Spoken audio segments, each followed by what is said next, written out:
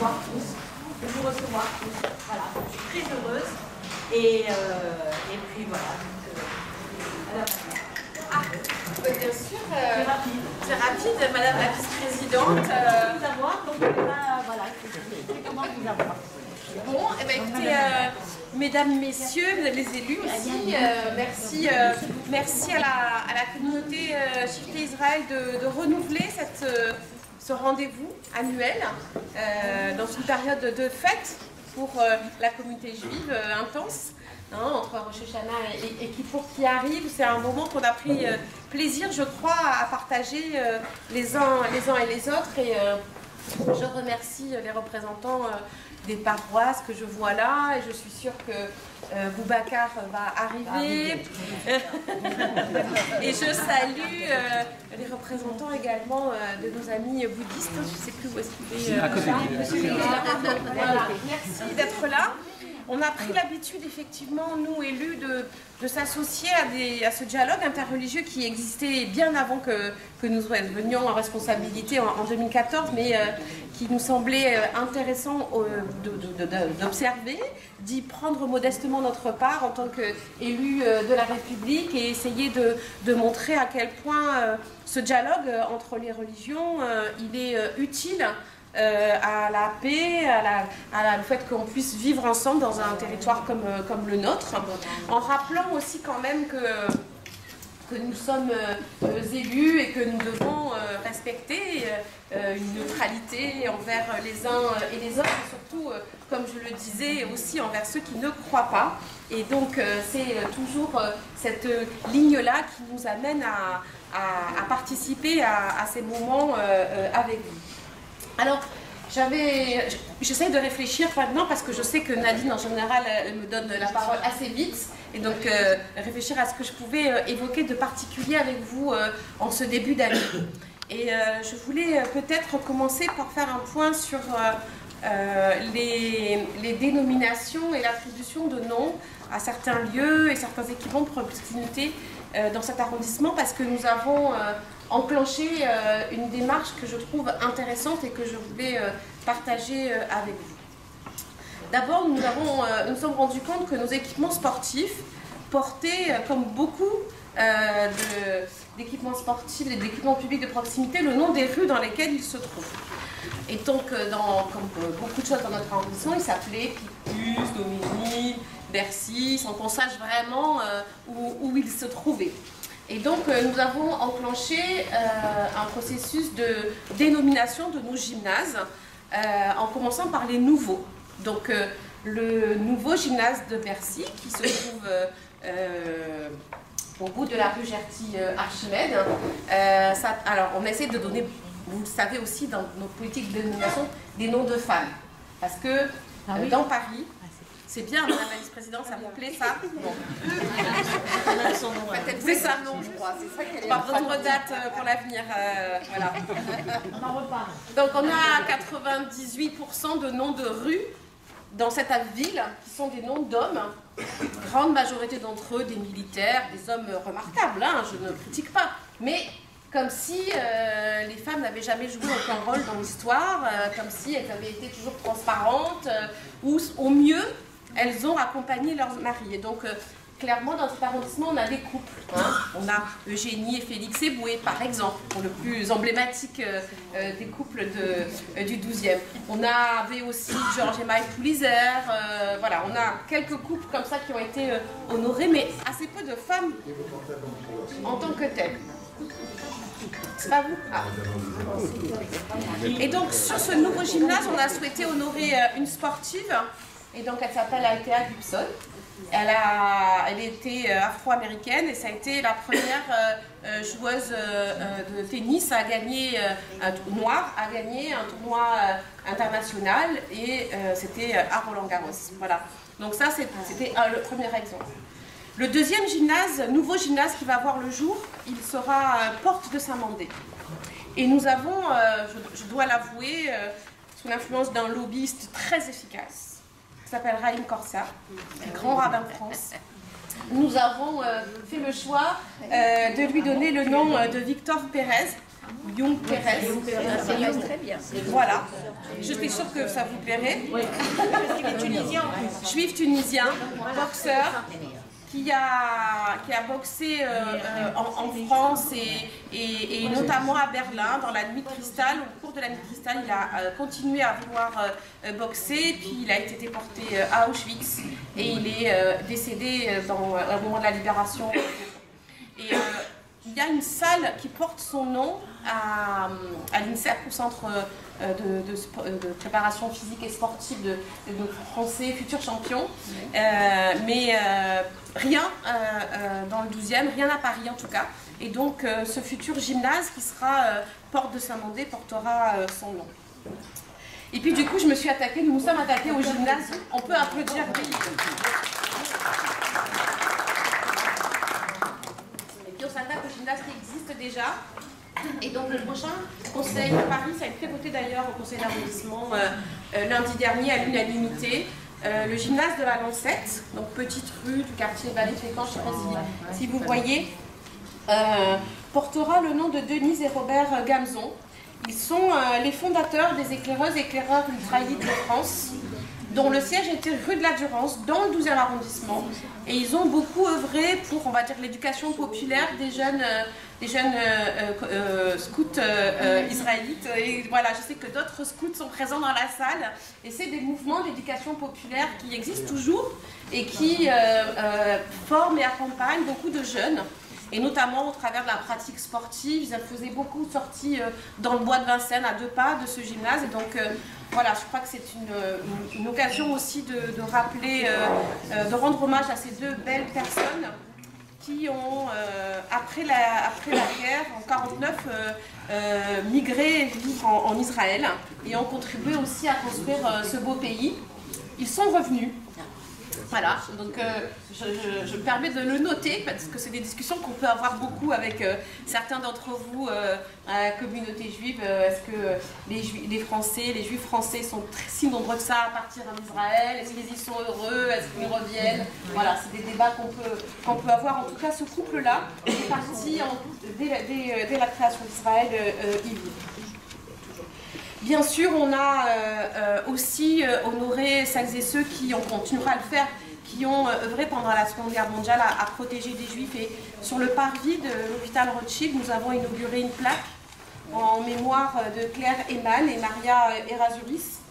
Claire, elles ont sauvé beaucoup d'enfants juifs avec des réseaux très structurés. Elles étaient assistantes sociales, médecins, et elles se sont mises en danger toutes les deux pour sauver beaucoup d'enfants juifs. Claire Eman était juive, mais Maria ne l'était pas. Et Maria a été reconnue juste des nations par Yad Vashem. Et nous continuerons d'ailleurs à travailler avec Yad Vashem pour honorer la mémoire des justes. Et nous avons encore des projets d'honorer des justes qui vivaient dans le 12e et qui ont œuvré, qui étaient d'ailleurs souvent de confession catholique, hein, mais qui ont œuvré pour protéger des juifs. Et puis, comme quand même... nous voulons continuer à essayer d'honorer la mémoire par d'autres parcours de toutes les femmes aussi. Autour de la caserne de Reuilly, nous avons identifié 4 noms de femmes qui seront honorées. Martha Desrumeaux, qui était une grande résistante féministe du mouvement ouvrier. Jacqueline Giraud, qui était ambulancière pendant la Seconde Guerre mondiale. Emma Calvet, qui était une grande cantatrice aveyronnaise, et Marie Rogissard, qui était une des femmes de la section femmes de la Commune libre de Paris, très active dans le 12e arrondissement. Voilà, on essaye, au travers de ces nominations, de faire vivre notre mémoire collective. Nous arrivons à une période où, aux cérémonies commémoratives, nous nous sentons de plus en plus seuls, nous élus, parce que nos anciens fatiguent, voire nous laissent avec un travail de mémoire collectif à faire pour qu'on n'oublie pas ces pans entiers de notre histoire commune et que nous la regardions avec lucidité, transparence. Ce n'est pas un exercice facile.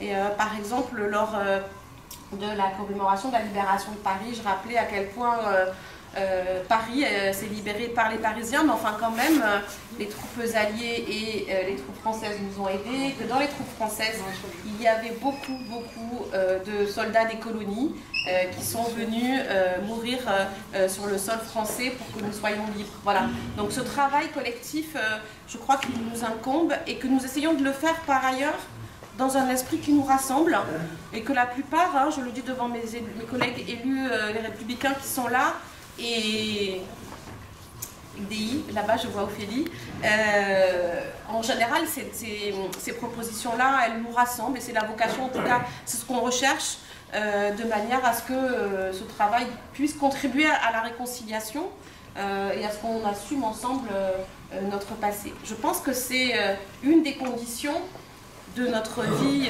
ensemble aujourd'hui et que chacun sache d'où il vient, pourquoi il peut se sentir aussi français que l'autre, quel que soit son parcours et quelles que soient ses croyances ou son absence de croyances. Voilà, donc je voulais en faire un petit mot là-dessus parce que c'est un travail qui nous engage tous et qui va rester dans cet arrondissement et qu'on va poursuivre encore dans les prochains mois. Alors juste vous dire que je suis heureuse de suivre l'actualité des uns et des autres et la volonté toujours de faire partager la vie de vos communautés à l'ensemble des habitants du 12e pour avoir un peu discuté avec les représentants de la paroisse Saint-Éloi. Je sais que l'anniversaire des 50 ans de la paroisse ont un caractère bien évidemment religieux, mais ils ont souhaité aussi que ce soit un événement du quartier. Et du coup, les conseillers... Pardon, vous avez pas vu. Voilà. Qui vient d'arriver. Et c'est vrai que c'est important qu'à cette célébration impropre, interne à la communauté catholique de Saint-Éloi, on travaille aussi à expliquer dans quel contexte urbain cette église a émergé, comment ce quartier s'est réorganisé. Et je crois que c'est effectivement un événement que vous avez voulu largement ouvert sur le quartier et je vous en remercie parce que je crois que c'est important de se rappeler l'histoire de ce quartier et cet anniversaire en est l'occasion. On a eu deux belles révolutions aussi peut-être avec les Petites Sœurs des Pauvres et Catherine Labouré qui ont courageusement décidé de tout raser et de reconstruire des équipements qui accueillent nos aînés pour la plupart, mais aussi Catherine Labouré désormais une petite crèche qui accueille les plus jeunes et diversifier les structures d'accueil. Donc je trouve ça assez beau, cette capacité à réinventer une vocation de solidarité avec un patrimoine qu'on a le courage de détruire et de reconstruire. Grande année aussi probablement pour l'église du Saint-Esprit puisqu'on va refaire la coupole avec plusieurs millions d'euros de travaux de la ville de Paris pour entretenir ce patrimoine culturel qui nous appartient à tous, même si effectivement il est une église, mais c'est la mission de la ville de Paris que d'entretenir aussi ce patrimoine culturel et je suis très fière voilà, de voir qu'enfin on va refaire l'étanchéité, mais peut-être même plus, parce que voilà, on discute, mais peut-être même plus. Et il y a des représentants aussi qui sont là. C'est ça que tu me dis, Nadine, avec tes signes. Nous aussi, on a l'étanchéité de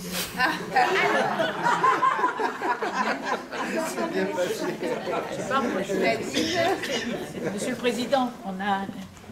Non. En ce qui concerne la synagogue, les synagogues, surtout celle-ci, je voudrais effectivement rendre hommage au président et à la vice-présidente qui, avec monsieur le rabbin, nous ont chaque jour sollicité peut-être pour évoquer la vie quotidienne de cette communauté et de la synagogue. Et nous sommes toujours au courant, oui, dès qu'il y a un petit souci, voire un gros souci.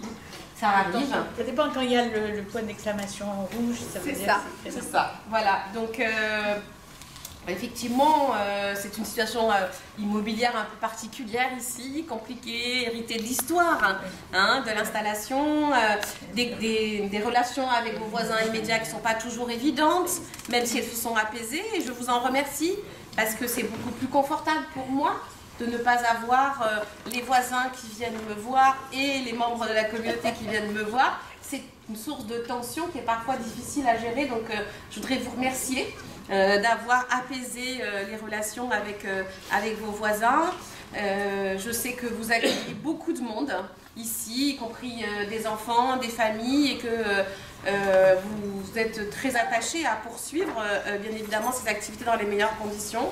Donc dès qu'il le faut, avec Pénélope Comites, nous essayons de déterminer ce qui relève de la communauté, ce qui relève du propriétaire. Il se trouve être la RIDP, c'est pas toujours facile, voilà, mais nous y travaillons.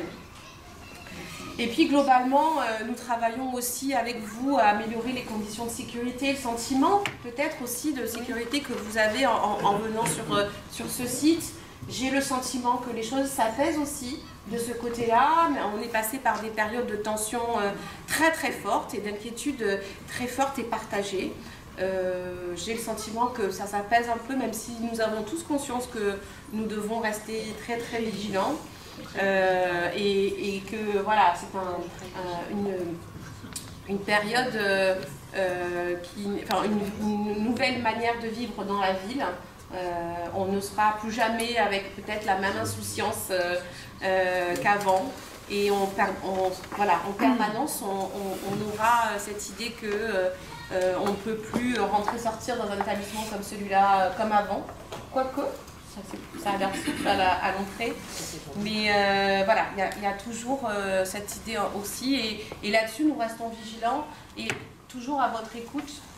Pas forcément ici, mais sur l'autre synagogue, on a retravaillé les questions de sécurité devant la porte.